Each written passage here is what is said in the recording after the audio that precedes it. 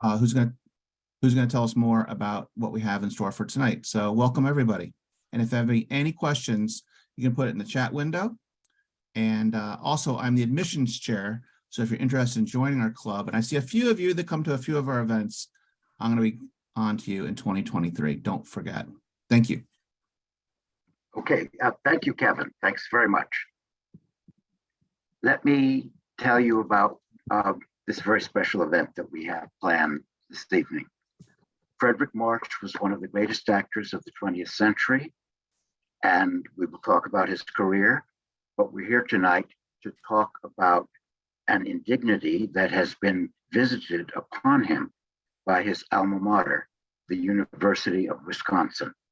And here's the structure of the evening. We're going to talk about that indignity. Members of his family will speak to what has happened and their reactions to what has happened. And then part two, we'll revisit the extraordinary career and the Mr. March's and his wife's, Florence Eldridge's, immaculate record of social activism and progressivism. And then part three really is turned over to you. What can be done to rectify the outrage that has been committed against Mr. March at his alma mater? So to begin, let me introduce our special guests tonight. We have first Jean Owen, who is Mr. March's niece, and we have Jack Bickle, who is Mr. March's nephew, and we have Carol Marcus, who is Jean's daughter, and Margaret Miner, who is a longtime family friend of the Marches from Connecticut. So each of our four guests will talk about how they learned what they learned about what happened at the University of Wisconsin with regards to Mr. March. Jean, do you want to lead us off and give us a little background and context about the incident that has spurred our meeting tonight? I appreciate the opportunity, and I appreciate so much that you and Gonis and Big have taken on this job, which just blew us away. When I found out about it in an email from a distant relative, and I didn't know how to respond. I could not believe it. And then I just accepted it. And I thought, Jean, our listeners need to know what the it is. So start from that. The removal of his name on two theaters, one at Oshkosh and one at Madison.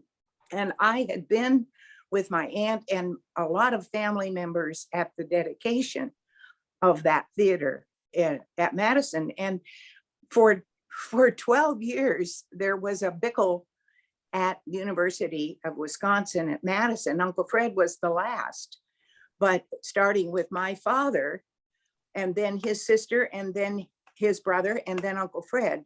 And Uncle Fred was known on campus, and I'm presuming very, very well received.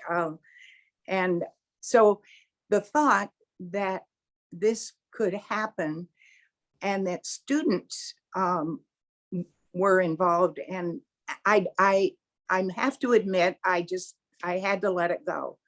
I didn't know what to do. I don't think any of us did. Jack, what was your response? I just thought it was superficial and arbitrary, and just some type of overreaction to the fact that they found three initials somewhere next to his name in the yearbook or somewhere. Yeah. And there were three Ks, KKK. If you go back into those yearbooks, you will see the honorary degrees that were listed, and plus other accommodations. And somehow, I think those initials were attached to his name. He graduated in 1915, I believe. I think it was later. Jack, I think it was later than that, actually. Was it? Yeah, I Okay, think it was a little bit his later. I think it was service, the early 20s. oh, well, his service was interrupted by service in the military. And he took a year or two off and then came back and graduated. But in any event, in the yearbook, apparently those initials made their way into it. I don't know the background of it. I don't know how they determined that and then associated him with, apparently they associated him with the old original KKK back, the Civil War days. There were two, I don't know if they bothered to do the research, there were two KKKs, two organizations adopted that name. If you look it up in Encyclopedia Britannica, they'll outline the Yes. the two corporations and the two distinctions. And I don't know which one they associated him with. I don't know how they made that connection, but they thought it was so damaging.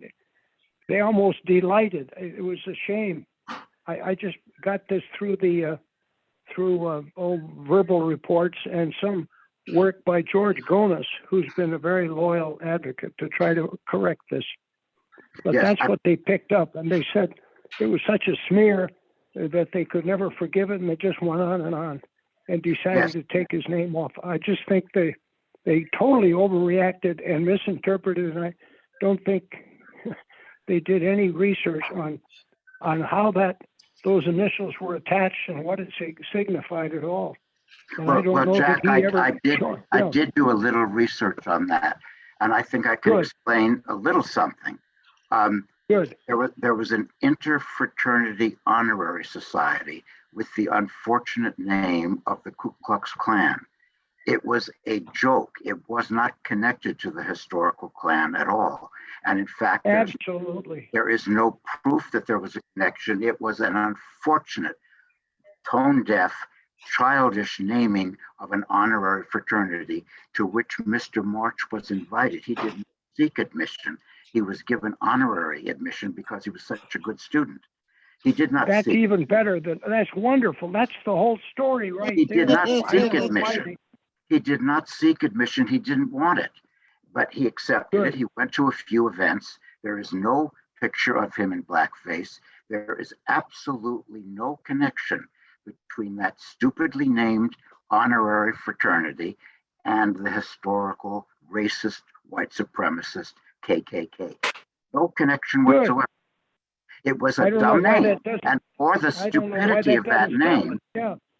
yeah, Great. for the stupidity of that name, Frederic March has been besmirched, ignoring entirely a lifetime of exemplary social activism, and mostly in the cause of civil rights. He was an extraordinary, Absolutely. progressive human being, and Absolutely. he has been absolutely denigrated because of an unfortunate named fraternity. It had no connection. This has been established beyond any doubt whatsoever. But in the current climate, you see KKK, and there was an immediate rush to judgment. An immediate rush to judgment.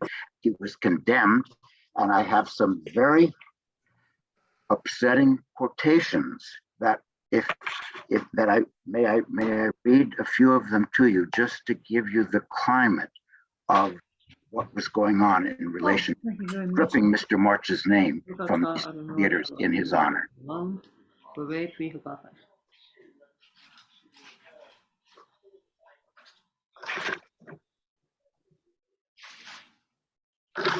Okay,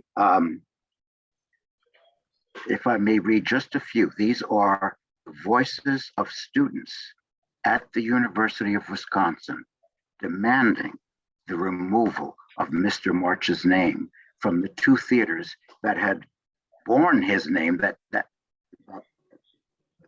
carried his name for decades.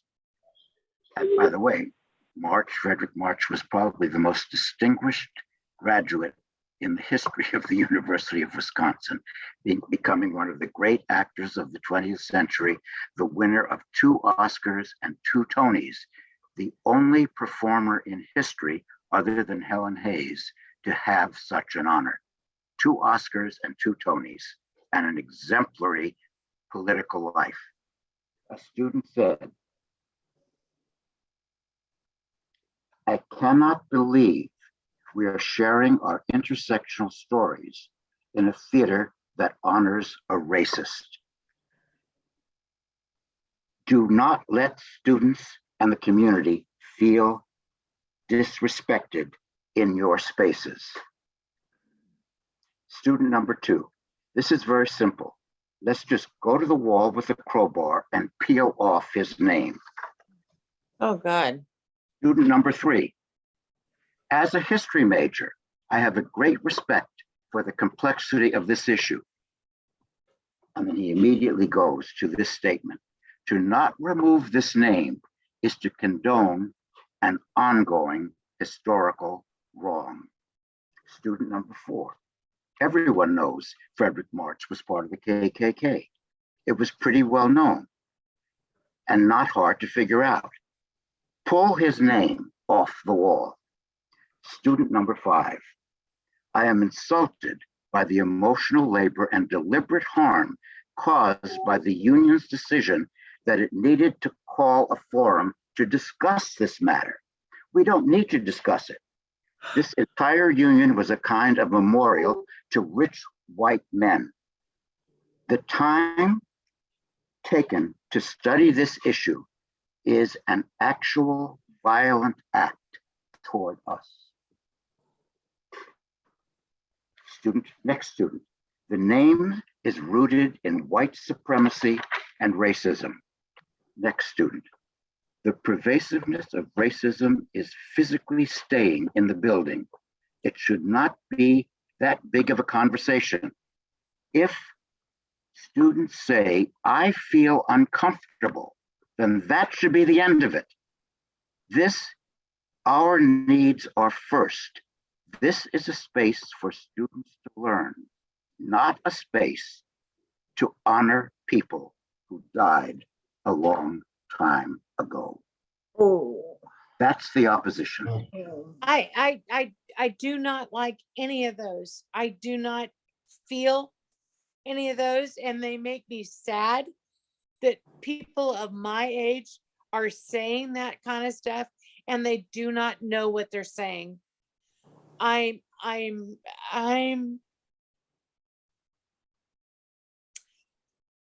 my Uncle Fred was not any of that. And this makes me really sad that people who are uneducated, who do not know what they're saying, are saying those things. Are saying this, and I must say, these are quotations taken directly from the extraordinary investigative journalism of a local Milwaukee journalist named George Ganas. He's written brilliantly researched articles about this case, and all of these quotes are directly verbatim from his articles. He was Foster. there, but students made No, but it wasn't what George Ganas said. It was from people he Interviewed. yes, interviewed. Yeah. Right? yes. Yeah. I mean, So- I don't think George is reporting this. Of course, this isn't George's position. Of course not. He's reporting okay. the opinions of students who were at the meetings where the decision was made to remove Okay, well, Mr. March's name. those students don't know what they're talking about. Those students they're uninformed, they're uneducated, and it makes me very, very sad to hear any of those words said about my Uncle Fred. Foster, someone asked what year those comments were made. What year did the They were students make made those? within the last 2 years, 2020, I believe. Thank you. At the union. So this is very recent, and it's a history that has not been resolved, which is why we're holding this meeting tonight. The story is not over, but this is the ongoing thing. Now, 2 more quotations, and I'm going to shut up and ask family members to say some more. But I have statements from Mr. Ganas's superb reporting, statements from the chancellors of the University of Madison, Wisconsin at Madison, and University of Wisconsin Oshkosh, two theaters that had carried Mr. March's name and removed their names.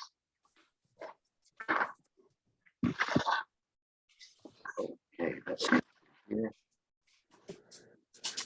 This is from Madison Chancellor Rebecca Blank. His connection to the KKK is so toxic. Yeah, that it I'm on. I cannot- mean, if Boy doesn't mind that I would be. Excuse me. From Chancellor Rebecca Blank. Mr. March's connection to the KKK was so toxic, it cannot merit a named space in our student union. Then she goes on to say that she affirms the university's commitment to the fearless sifting and winnowing to find the truth. Now, that's not an uninformed student. That is the chancellor of the University of Wisconsin-Madison. If that isn't scary, I don't know what is. This from the university chancellor in Oshkosh, Andrew Levitt. March's connection with the KKK name could not be overcome. I no longer possess, and this institution should reject, the privilege of nuancing explanations as to how a person even tangentially affiliated with an organization founded on hate has his name honorifically posted on a public building. The But chancellor is that, of the university. is that the same KKK that is affiliated with the white supremacist group? No, It is a different KKK. It is a Greek,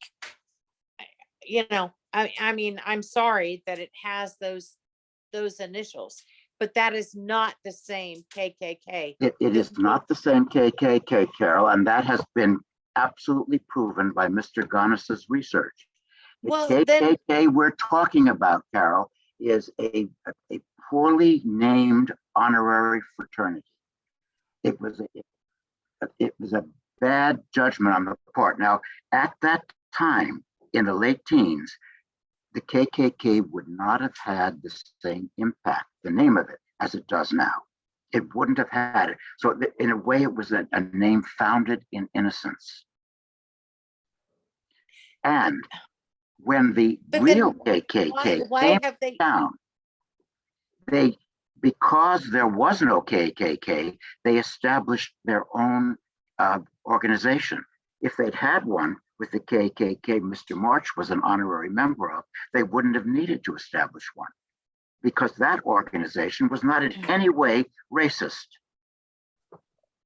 my Uncle Fred would never have been involved with anything that was, I mean, affiliated with what is now known as the KKK. Absolutely. I do not believe that he would have anything to do with that. And I mean, why don't people do their research these days? Well, This is a tragedy in that their whole premise is based on three initials that they saw or that were attached to his name. There's no evidence that he ever even accepted that. It was honorary, and they just added it in order to get the whatever the benefit of adding his name to the list. Jack, it was an unfortunately named society. There is no bet, and- proof whatsoever that society no- stood for anything racist. And there's no evidence that he ever accepted it as an honorary, as a member anyway, if it was attached simply to his name to give him the opportunity, if he wanted to accept and participate. But that's all they have are those three initials. The main object of inquiry should be his conduct over the years of his life. And Absolutely. he And- was, and and the let me tell conduct you. was impeccable. And that's what they should look at. that And, both that's- chancellors that wrote the notes that I just read to you acknowledged that after this initial mistake, Mr. March went on to have an exemplary public life. But the initial mistake is so toxic that it cannot be overcome or circumvented. Can you believe that? No, Well, This is from they say administrators of a mistake. university. I'm not sure that he ever participated or accepted. We don't have evidence that he joined that organization. I think he was we have seen at the evidence that- public events. We have evidence that they attached his name and you know, they put the initials by his name, but there was no evidence. I think, if I haven't done the research, obviously, but that No, I think Jack, he went to some events. He accepted the honor. It doesn't matter because Okay. the organization had nothing to do. okay, I see. Bucksman. Okay. You follow what I'm saying? Okay. Had nothing to do with it. Yes, I do. He You're did way appear beyond at me. That's public good. events. We see him at dinners.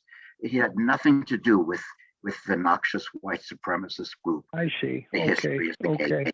No Okay. connection Absolutely. whatsoever. None. Well, then it's just cruel. There's cruelty creeping in here, not to accept that and not to look at his overwhelming actions speak louder than words or that type of assignment or But it, attachment. but it is part of Look at what he did contemporary the rest of culture. his life.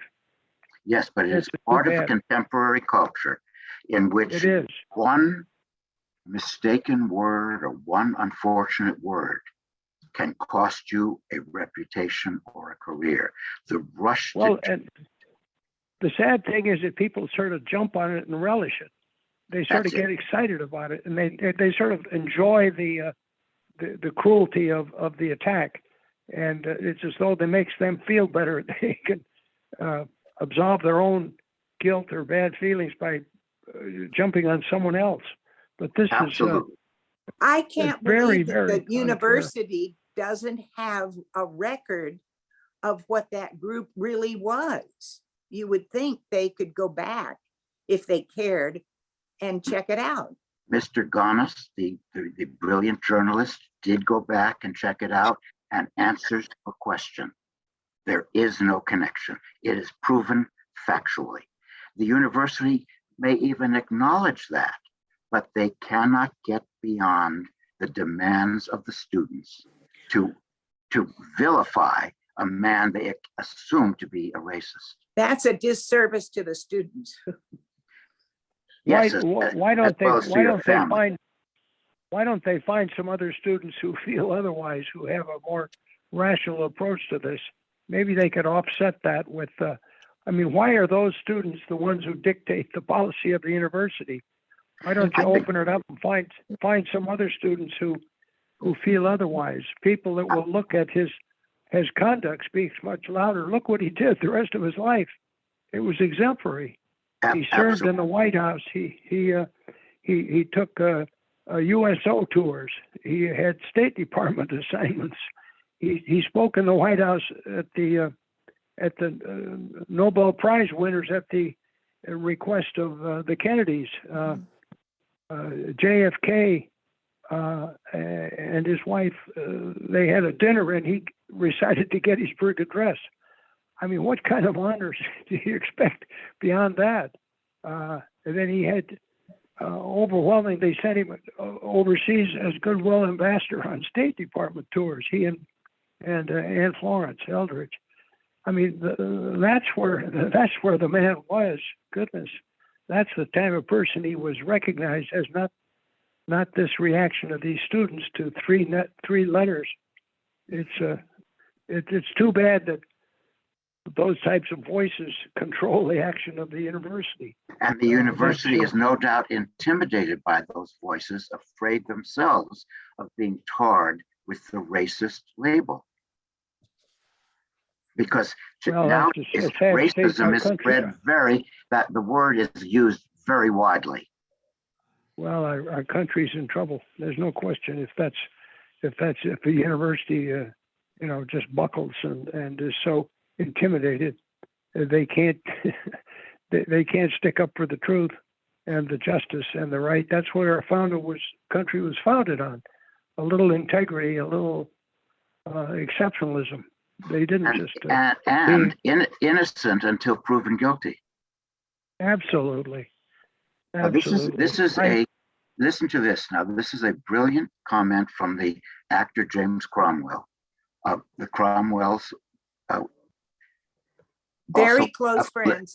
very of close Fred friends, March. right, Gene? And a politically progressive family like the Marches, and their son, Mr. Cromwell, said that what has happened at the university in regard to the removal of Frederic March's name is indicative of how ignorant this nation can be.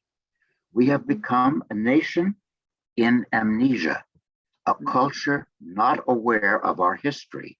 And in this case, the students do not know what they are talking about.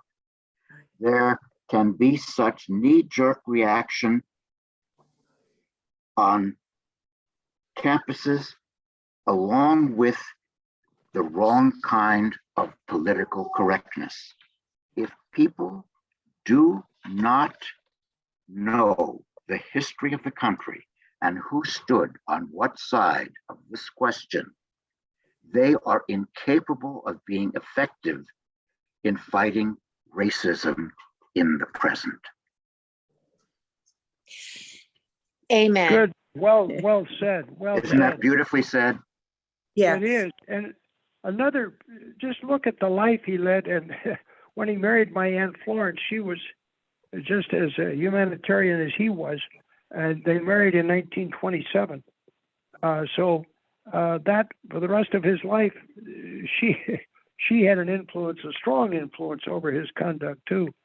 And nowhere would he have come close to acting with prejudice or discrimination or any kind of the verbs they attribute to him.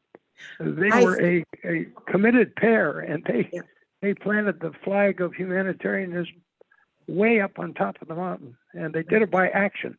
And I it think just, too, Jack, George Gonis lists a whole slew of people who support them, who knew them in their stages of support for causes.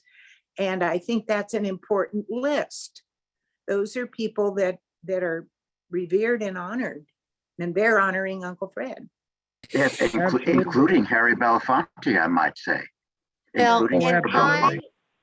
I had the privilege of spending quite a lot of time with my Aunt Florence. And I would venture to say that she was one of the most influential people in my life.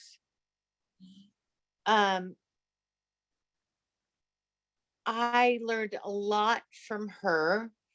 All of these things that my mom and my Uncle Jack are talking about.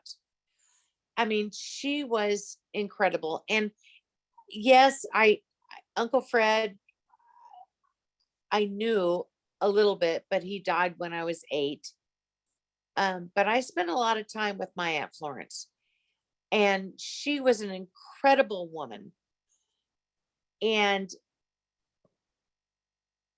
in terms of learning about respecting people, respecting individuals, respecting people who were different, I learned a lot of that from Aunt Florence.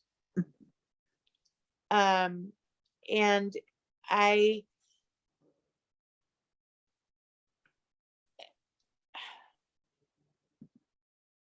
I'm not sure what to say other than she was very instrumental in my life. well, I'll add this. Just interrupt just for a minute, Carol. Aunt Florence was just as proactive. maybe more so than Uncle Fred was in terms of humanitarian action, words and beliefs and values. And a friend of theirs, co-actor named Brad Dillman, has a book in which he outlines his life, and he had interaction with them over the career. He acted in plays with them, Long Day's Journey in the Night. And he said, in private, a little quote here, in private life, Fred was deferential to Florence Yeah. and always solicitous of her. So the pair was a dynamic couple, but she took the lead in many respects, and this is what he's acknowledging. And this is another reason that his conduct would not have reflected any of those comments that the students made, because of their attribution, taking that conduct from the three initials. I mean, that's just not fair. You have three initials that stand for something in your mind, and you transfer them to someone else because someone put those three initials near their name. That's I'd like to just move off from this unhappy topic for a few moments and celebrate the career of Frederic March, who was one of the greatest actors of the 20th century, both on stage and in film. And we have the honor of having three family members and good friend Margaret Miner with us. And I'd like to hear your recollections of your favorite Frederic March performances, whether on stage or on screen. I think it would be enlightening for us as a theater organization to hear that from family members of a great actor, and Florence Eldridge too, of course, but we're talking about Frederic March in particular. So, Jean, do you have favorite performance from Uncle Fred? I do. The first movie, and I was born in 37, and that was kind of his heyday. 37, I think, is when he won Best Years of Our Lives. The first, 40, and then 47. no, Jekyll 47. and Hyde. Jekyll and Hyde in the 30s, He and was then the first to win a second when he won Best Years of Our Lives. But the first movie I ever saw him in was A Star Is Born.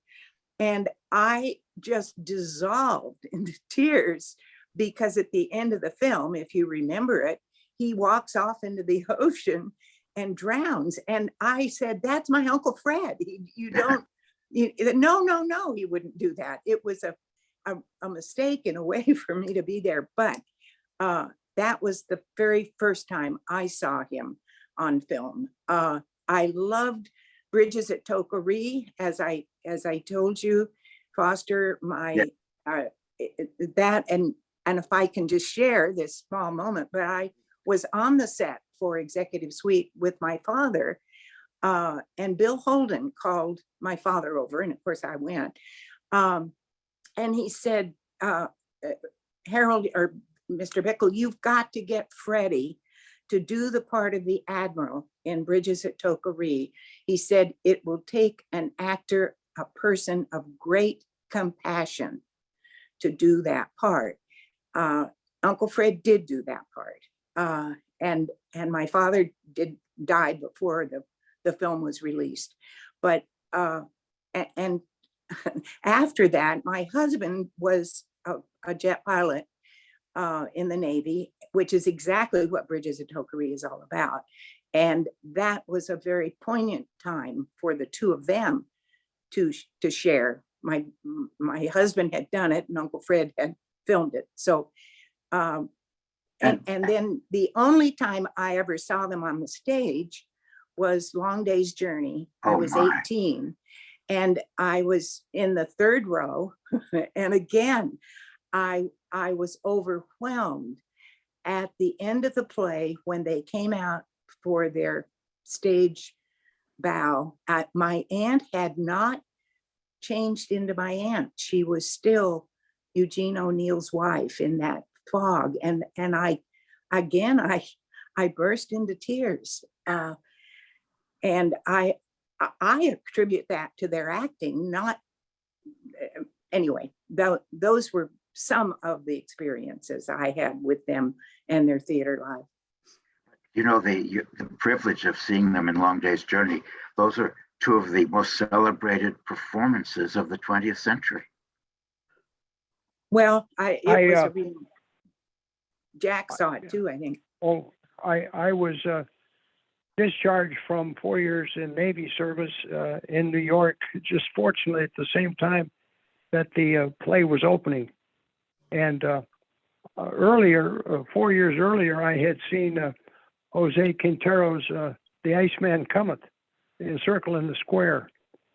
And of course, he took those actors with him to A Long Day's Journey into Night, which was opening just 4 years later. And I saw that performance. They sent tickets. My aunt and uncle called me and said, would you like to come to the opening of this play?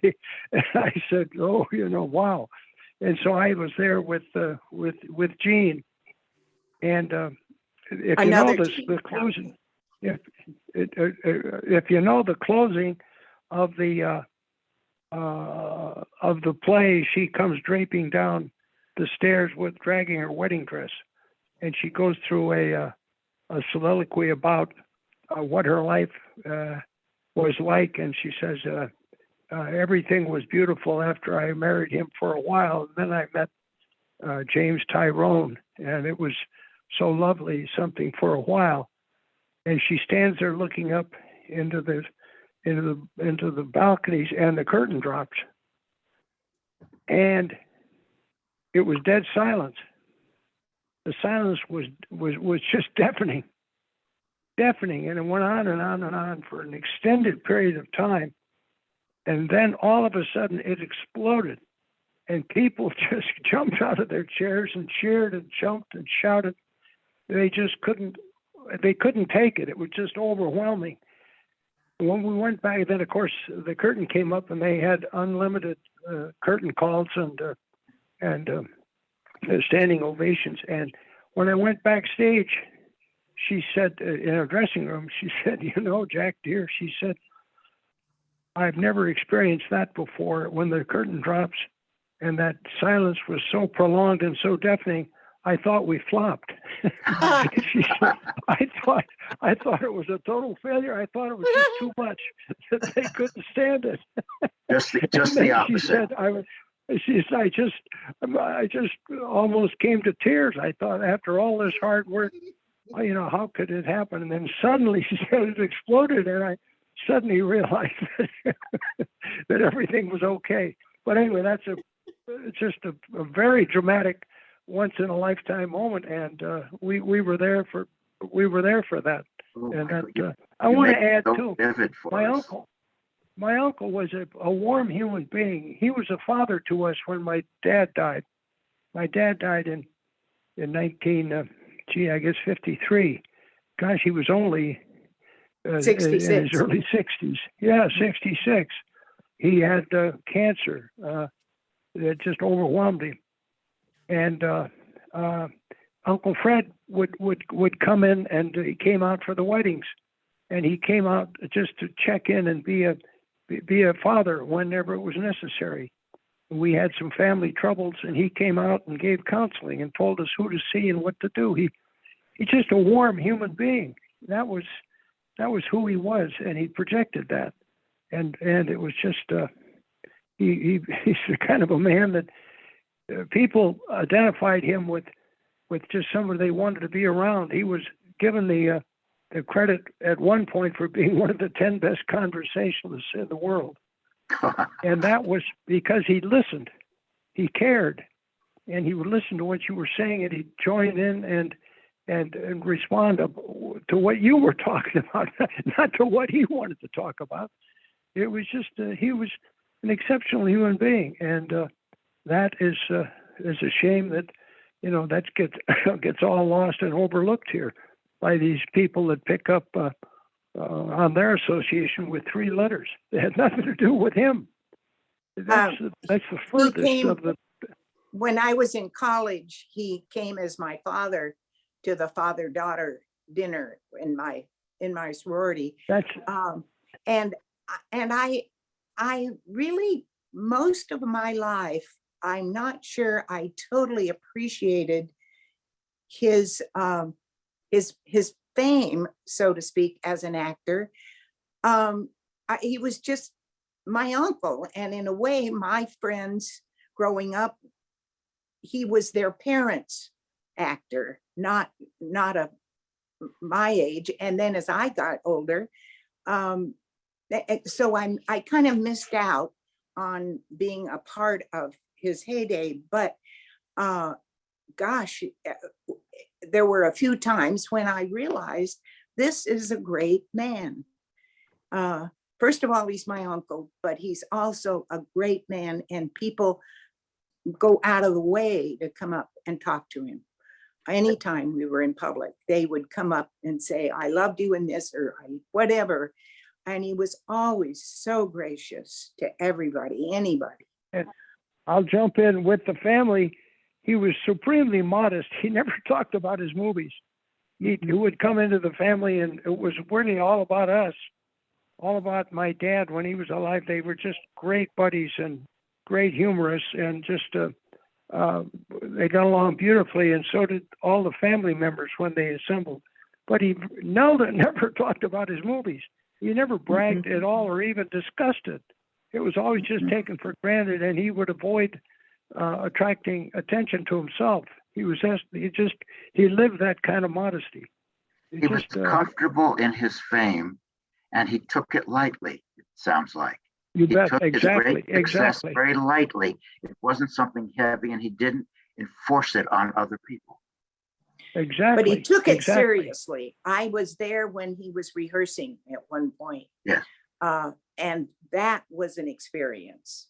There, Fred and Florence were rehearsing Long Day's Journey, I believe. And that was, he was a family man who seemed to do well in movies. Okay, that's a good way of putting it. And what I always appreciated about your uncle's acting, he never let us catch him acting. The acting Exactly. was so subtle and quiet and deep, but never bravura. He was not a showpiece actor. It was very simple and very grounded.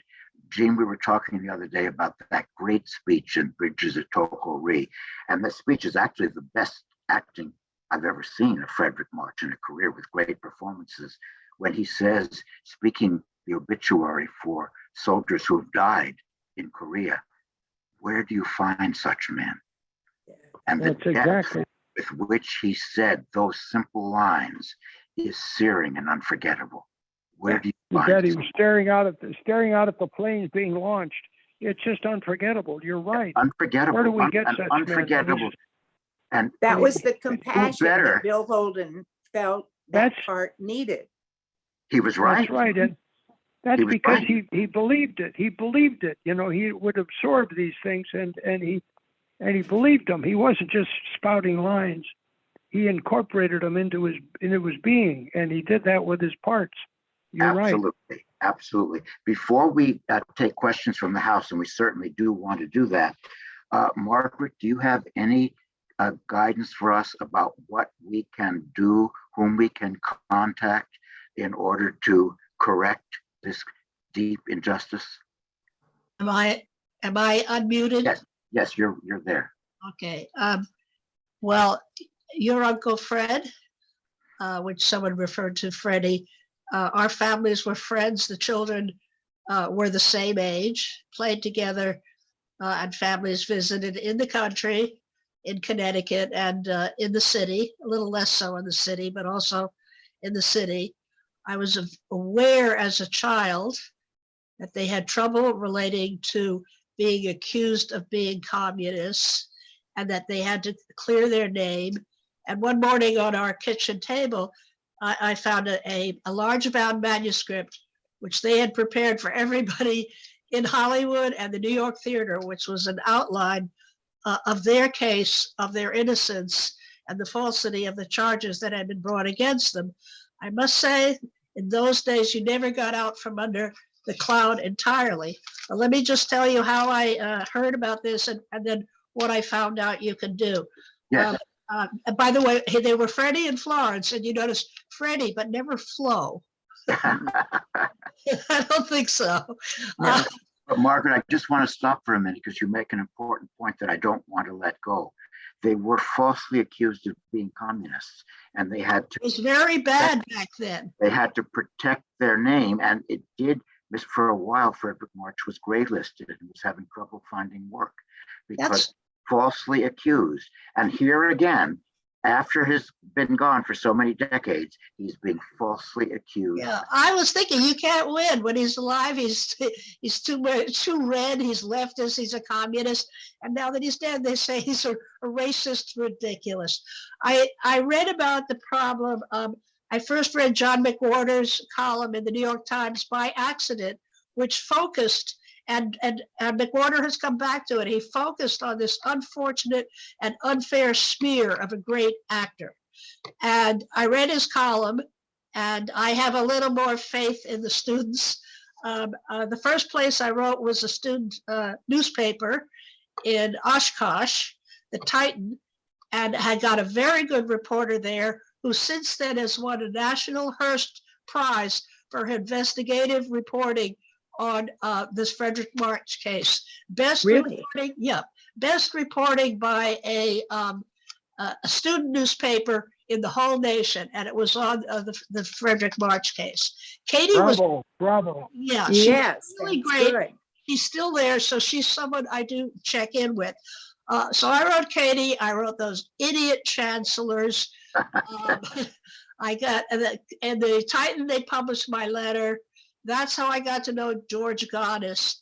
And I don't know if someone went into the chat room to give links, but he has organized a campaign that involved sign-on letters from all the leading civil rights leader, great actors, Edward Asner.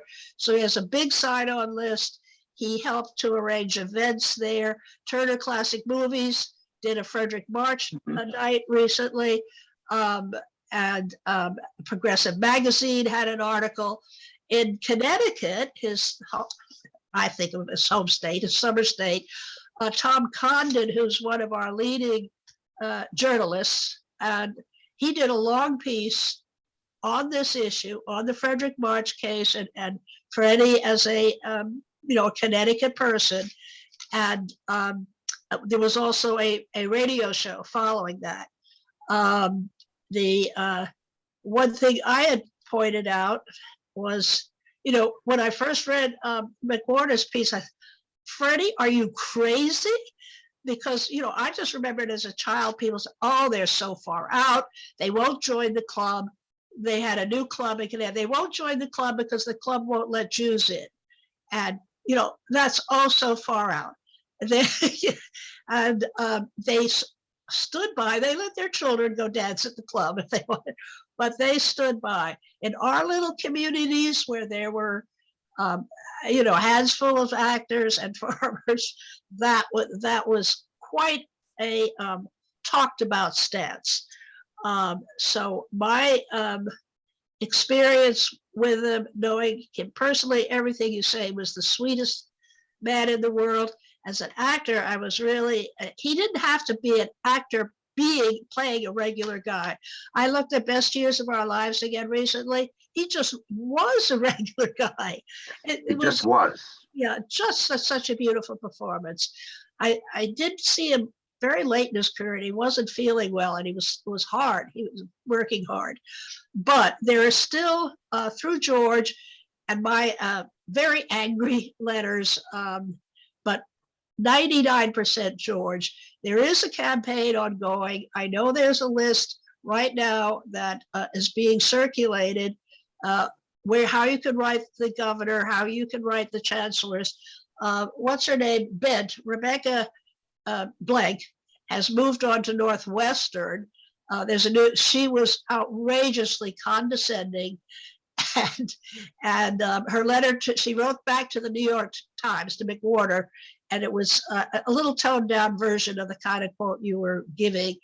And she, in correspondence with me, she had her office. So instead of saying, "Dear Chancellor," I said, "Dear office." It's good to speak with you. Are you going to do anything about this absurdity? So What I could do, I don't know, as I say, it looked to me like someone in the chat might be putting up a link. George Goddess is leading it. I am on some of the sign-on letters, but I'll be joining more. I don't know if a Foster, if you can't get George's link and the link to the campaign, if people get in touch with me and you can help with that, I'll be happy to put you in touch with the good student newspaper, the campaign, the letter writing, what people are doing. And it's very, very heartening when you look at as I say, the number of actors and civil rights people who came on and wrote letters and endorsed the support of Freddie March. It's really heartwarming, but the job is not finished. It is not finished, but Yeah. Margaret, if the job can be completed and the name can be restored, think what a learning experience that would be for the students so fast to rush to judgment. I blame some of those students were young. One of that students' groups was divided. It didn't unanimously approve this move. The administration, we're talking about a culture that's been around for a while, relating to race and maybe overreacting. But the administration is in charge, and those students even have graduated. And the first person who was willing to reconsider that I ran into was not the chancellors, or other than George, I don't know about the teachers, it was the student newspaper. And they were willing to take a second look.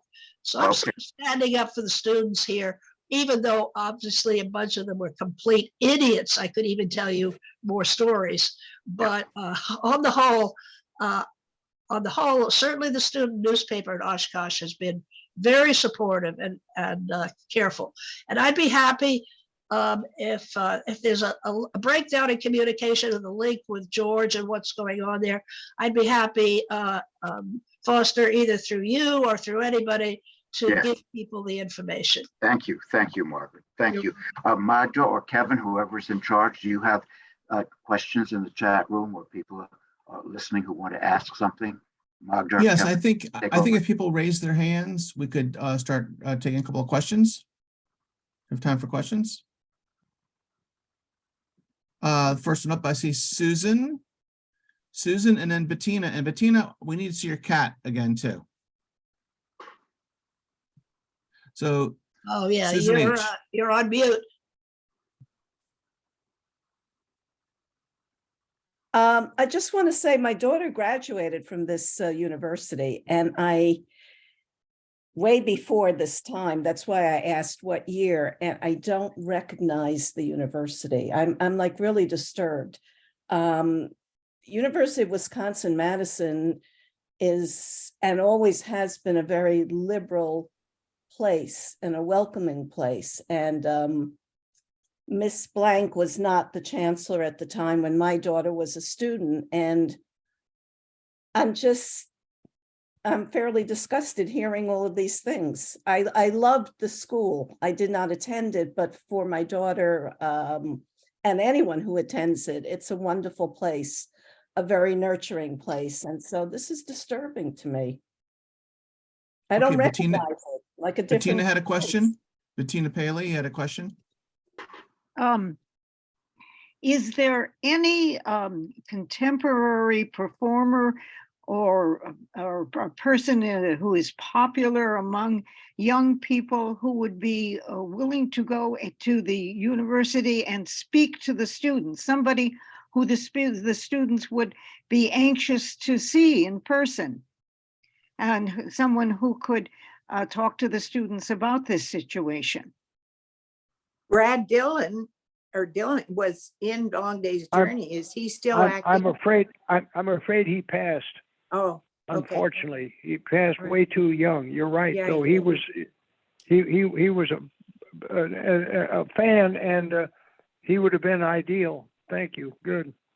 Jennifer Aniston and Brad Pitt lived in their house in Ridgedale Drive. I think Joel had a question.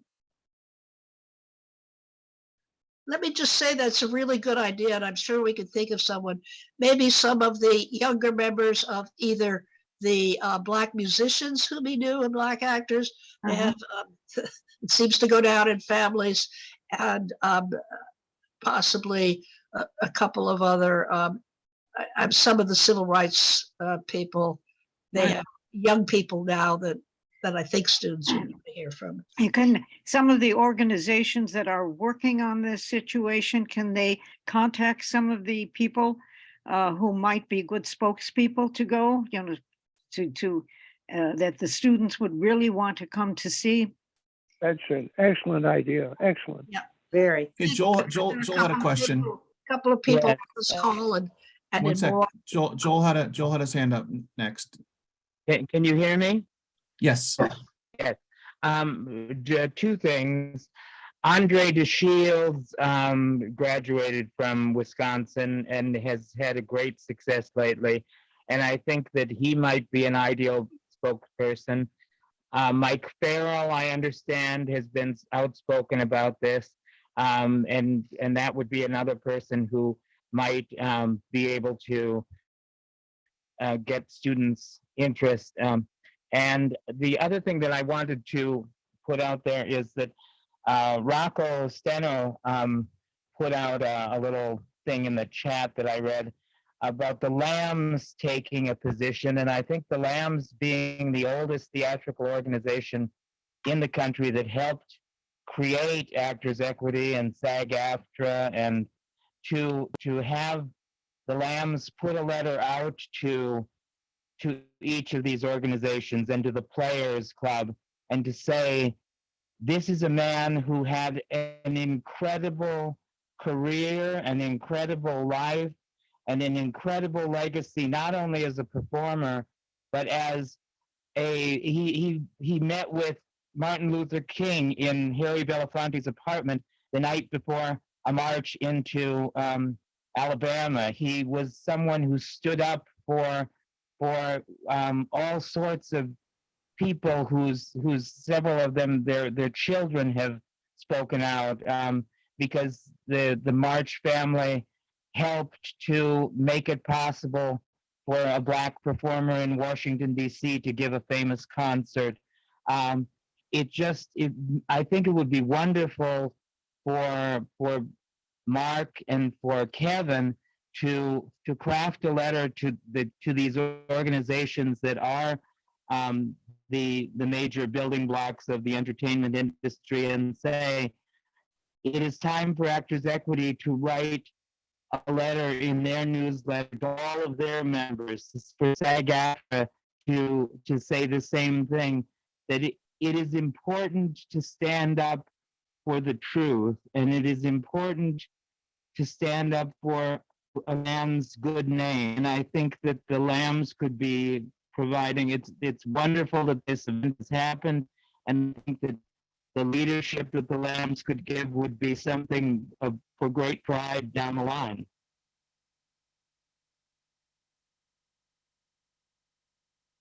Do I Peg- do I